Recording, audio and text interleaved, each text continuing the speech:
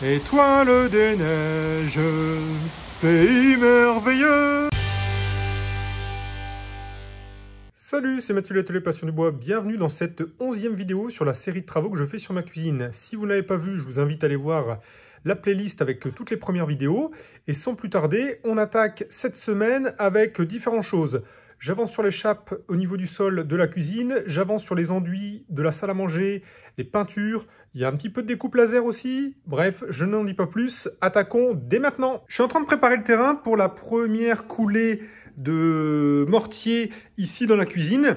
Donc je vais la faire en 3 fois. Donc je fais un premier espace. Donc vous voyez ici, j'utilise simplement une cornière de plafond de placo pour faire la séparation. Et donc je viens mettre aussi la bande périphérique, comme j'avais fait dans les premiers épisodes, tout autour pour créer ce petit joint de dilatation. C'est vraiment important, notamment ici près du bois. Et là, je vais venir en buter contre la cornière et j'en mettrai une après, avant la deuxième coulée. Exactement. J'ai fait également un petit encadrement en bois ici pour garder la possibilité d'accéder à ça plutôt que de venir couler le mortier juste à côté. Je ne sais pas si ça sert ou pas, mais en tout cas, ça ne peut pas faire de mal de le prévoir.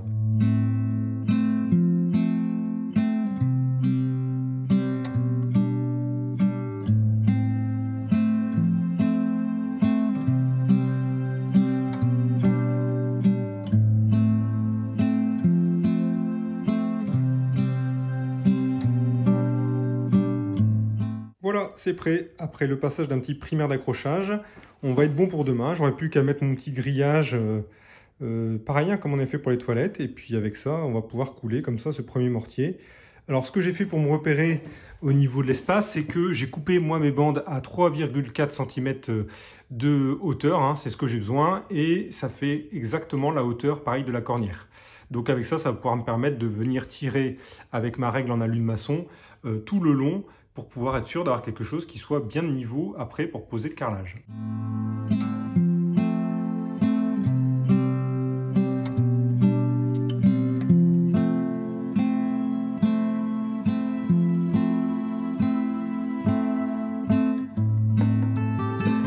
Bon, je suis plutôt bien content du résultat là. Regardez, on a une belle surface miroir. Donc vous avez vu, j'ai tiré ça à la règle de maçon, un petit peu derrière à la truelle longue, j'ai plus le nom exact de cet outil, et j'arrive à avoir quelque chose de propre. Alors ici, tout ce qui est débordé, c'est que j'avais un petit peu trop d'eau, donc je suis venu volontairement tout tirer et le sortir pour pas que ça fasse une espèce de vieille laitance là au-dessus du mélange.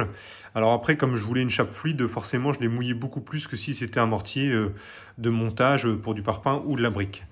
En tout cas, on est plutôt pas mal, et puis je vais faire ça les fois d'après sur les autres parties, histoire qu'on ne condamne pas toute la cuisine d'un coup. Alors ici, on est en train de préparer les plans pour venir faire un truc propre au plafond tout autour du tuyau de l'évacuation de la chaudière. Donc, petit plan en vectoriel, et puis après, on va passer ça au laser pour faire quelque chose de clean.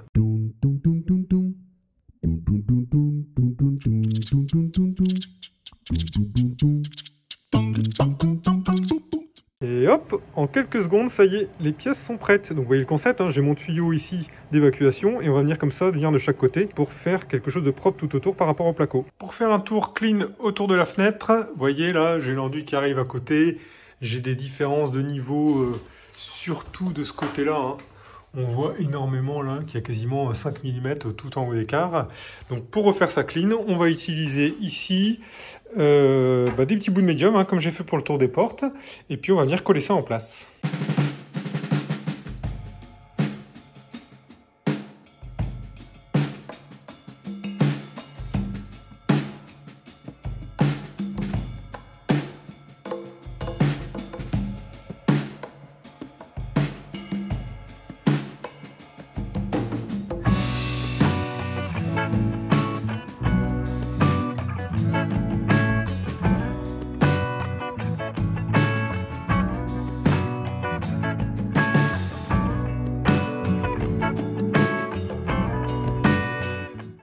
Petite astuce là pour ceux qui font des meubles en médium ou des constructions, avant de peindre le médium, les champs sont tout poreux. Donc vous pouvez passer un coup d'enduit, comme pour le plâtre, sur les champs avant de le peindre. Ça lui fera vraiment une surface super lisse comme la face de l'autre côté en tout cas du médium. Donc vous voyez ici, j'ai fait ça sur mon pourtour, je suis en train de tout poncer nickel et puis après on va pouvoir mettre le petit joint acrylique dans le coin pour faire vraiment une belle jointure avec le mur et après passer tout ça en peinture. Bon, j'ai passé un petit peu de temps là, ça se voit pas forcément, mais ici je suis revenu mettre la petite baguette en bois qui faisait l'habillage de la porte.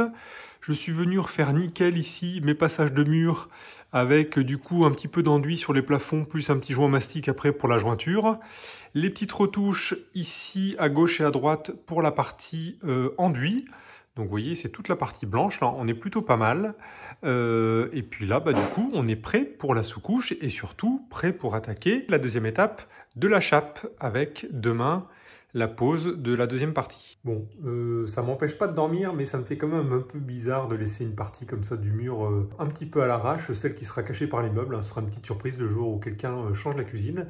Il devra refaire l'ensemble des murs. Bon, en même temps, il y a l'électricité qui passe. De toute façon, si je fais de l'enduit, ça va être un petit peu la galère. Écoutez, laissez-moi en commentaire, est-ce que vous auriez laissé comme ça un petit peu toutes les parties non visibles, un peu en mode dégueu, sachant que tout le reste sera clean de chez clean. Bon voilà, maintenant vous comprenez pourquoi je coupe cette chape en 3 parties. Un, déjà pour faire des petits joints de dilatation entre les deux, ça permettra aussi que ça bouge moins dans le temps. Et deux, parce qu'on a la cuisine et qu'on continue à vivre, donc ça me permet, voilà, sur la première qui a été faite maintenant il y a une semaine, et qui commence à être sèche un petit peu, de pouvoir reposer des éléments dessus pour pouvoir faire ici cette deuxième partie. Et je ferai la dernière au dernier moment pour enlever l'évier juste après. Donc là, ça va être la même méthode. Vous voyez, j'ai posé mes petites mousses tout autour en périphérie. Je vais mettre mon petit primaire d'accrochage et puis après, je mettrai mon petit grillage en galva pour qu'on soit prêt à couler ça demain.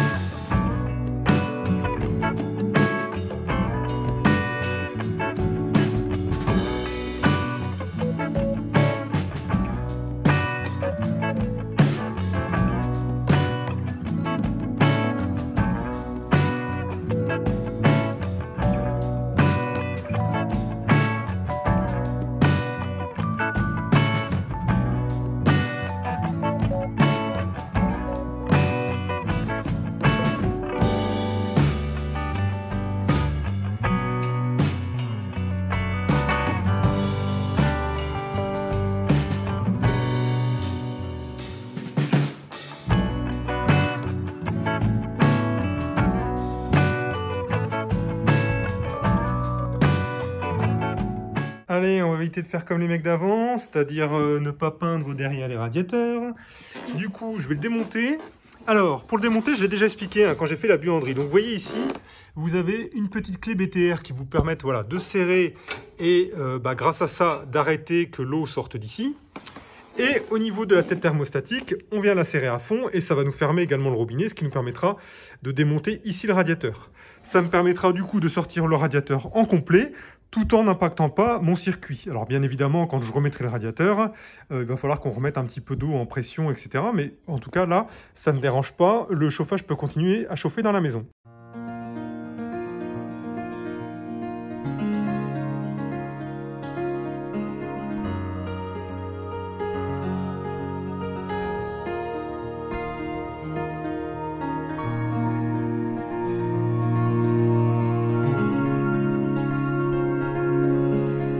Dur de filmer, mais ici ça avance tranquillement. Partout les petites retouches, un petit peu d'enduit, les petits joints acryliques qui vont bien là dans les angles des baguettes, vous voyez, pour éviter les trous comme ça entre les deux. Là au final avec le petit joint acrylique on est bon. J'ai ici tout brossé mon cuivre pour que ça sorte mieux du parquet, que ce soit plus joli. Je pense que la partie haute elle sera peinte pour que ça tranche moins avec le mur, je sais pas encore, on va voir, vu que ça avait été peint comme des sagouins par les mecs d'avant. On va essayer de faire quelque chose de propre. Et là j'ai ici les attaches du radiateur que je vais aller brosser complètement dans l'atelier pour refaire quelque chose de clean également là-dessus.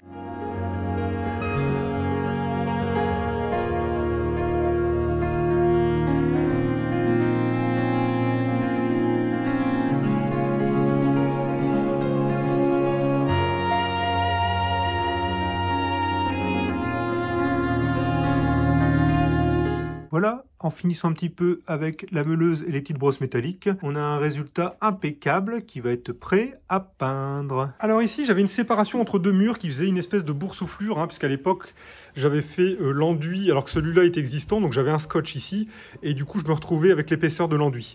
Donc là, je suis venu vraiment poncer cette espèce de séparation entre les deux, et j'essaye de remettre un petit coup d'enduit ici, de refaire quelque chose un petit peu plus lisse, sachant que dans tous les cas les deux murs ne sont pas plans, donc il y aura forcément un petit arrondi, mais ça permet un peu de reboucher cette partie là. L'idée ici, c'est d'arriver à enlever ces vieilles plinthes blanches, hein, pour les remplacer par des plinthes en médium teinté dans la masse, hein, type Valchromate.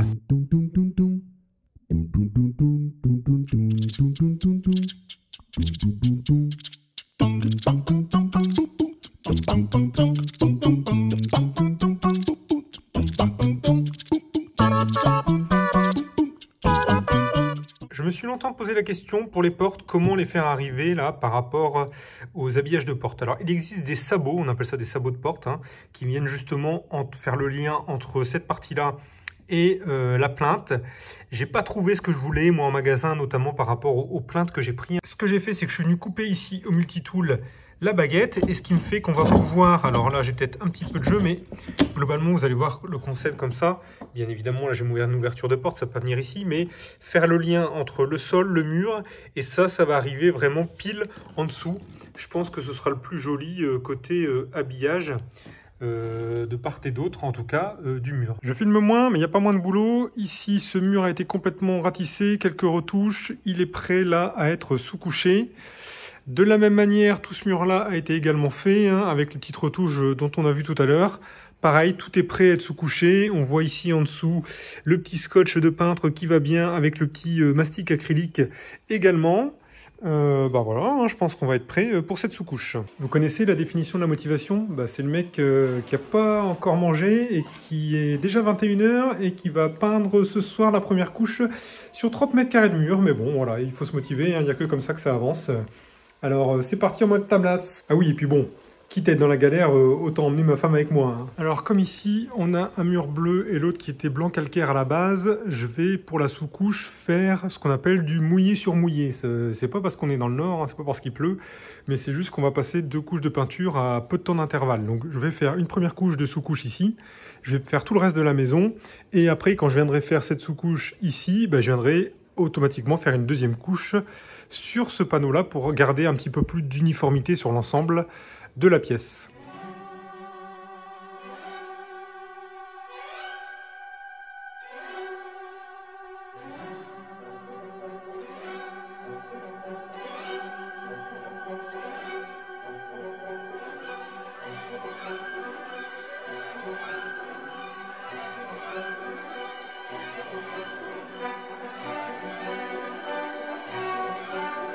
Bon Damien, c'est une dédicace pour toi, tu te reconnaîtras.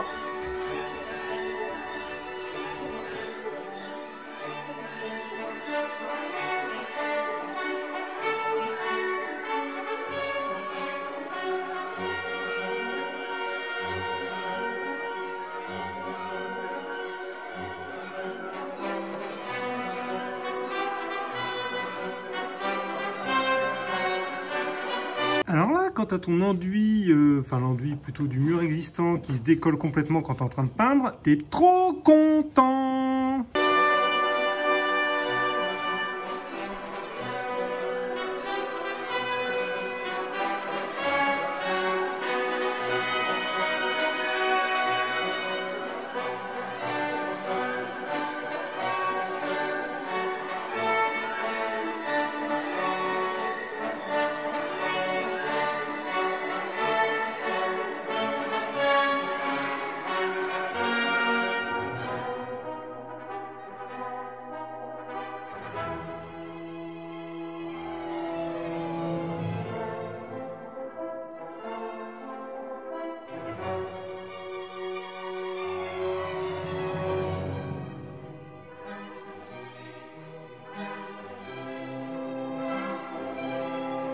Bon, suite au drame d'hier, j'ai raclé tout ce que je pouvais. Je vais maintenant passer un petit coup de ponçage partout. Et puis, c'est parti pour refaire un petit peu d'enduit avant de rattaquer la suite de la peinture du mur. Allez, on va attaquer la deuxième couche. Donc, bien évidemment, la couche première a eu le temps de sécher 24 heures. Enfin, il n'y a pas besoin d'autant, mais bref. Petit égrenage à la main, bon nettoyage à la lingette pour être sûr que le mur soit dépoussiéré. Et maintenant, je peux peindre cette fameuse deuxième couche. Bon, elle est vraiment top, hein, cette chausse ultra de chez Seigneurie. Vous voyez mes petites retouches au plafond là? On voit quasiment plus rien. Je ne voulais surtout pas repeindre tout mon plafond. Et j'ai pu refaire avec un petit coup de pâte de lapin l'endroit ici qui avait été complètement refait au niveau du mur qui a été démoli, le long de ce mur-là, le long de ce mur-là, au niveau du spot qui a été désintégré. J'ai quelques petites retouches par-ci par-là, mais là on est vraiment plutôt propre et ça ne se voit pas les retouches qui ont été faites au plafond. Ce qui est bien quand on fait les choses dans l'ordre, c'est qu'on a moins besoin de s'embêter. Ici, le parquet, le plancher doit être poncé après la peinture, donc c'est pas grave, si j'ai des traces de peinture par terre, j'ai pas besoin de protéger. Ce qui compte, c'est que ma peinture soit bonne. Tout ça, ça me fait penser à l'importance en fait des étapes quand vous faites vos travaux chez vous. Là, ici, j'ai vraiment bien réfléchi en amont, à savoir que je fais mes 2 couches de peinture première sur mes murs avant de poncer mon plancher. En revanche, je vais attendre avant de faire la troisième, c'est poncer mon plancher, vitrifier mon plancher, poser mes plinthes, faire un petit joint acryl entre les plinthes et le mur, et je ferai la dernière couche de peinture sur les murs en dernier. Ce qui me permet d'éviter toute la poussière que je vais pouvoir générer au niveau du ponçage du plancher, de l'envoyer sur mes murs propres. Alors juste pour que vous voyez un peu, ça c'est un mur après une couche de sous-couche. Et là, on a un mur sur lequel il y a eu les 2 couches. Vous voyez, on est vraiment quasiment parfait en termes de blanc. Mais il aura derrière lui sa petite couche de laque. Pour poser mes étagères, j'ai mon fameux système de fixation invisible. Donc je suis venu tracer au mur et percer tout ça tant que j'en suis à l'étape de la sous-couche. Encore une fois, le but c'est vraiment qu'on abîme le moins possible la peinture après. Parce que là, il y a eu quelques allers-retours déjà pour pouvoir mettre les tablettes. Bon, je suis à peu près bien. C'est quand même très merdique comme système. Parce que pour les fixer, ce que j'ai fait, c'est que j'ai enfoncé ça un petit peu dans mes étagères. La maintenir contre le mur, essayer de tracer à peu près où ça va être, les mettre en vrai, essayer d'être de niveau et en même temps que l'écartement soit assez bon pour pouvoir le rentrer dans les tablettes. En gros, si le mur n'est pas droit, vous pouvez déjà oublier ce type de fixation. Perso, je crois que je ne prendrai plus ce système. La prochaine fois, je prendrai plutôt un système de, on va dire, d'équerre apparente, un petit peu plus design. Bon, alors là, en mode galère, à une main. Voilà. Bon, bien évidemment, là, je suis pas très droit parce que j'ai pas enfoncé ça à fond, mais vous voyez le concept, c'est qu'ici, on aura l'étagère qui sera complètement flottante une fois qu'elle sera enfoncée à fond jusqu'au bout. Allez, on va s'arrêter là pour cette vidéo, et puis, comme d'habitude, je vous dis à la semaine prochaine pour la suite des aventures. Allez, ciao!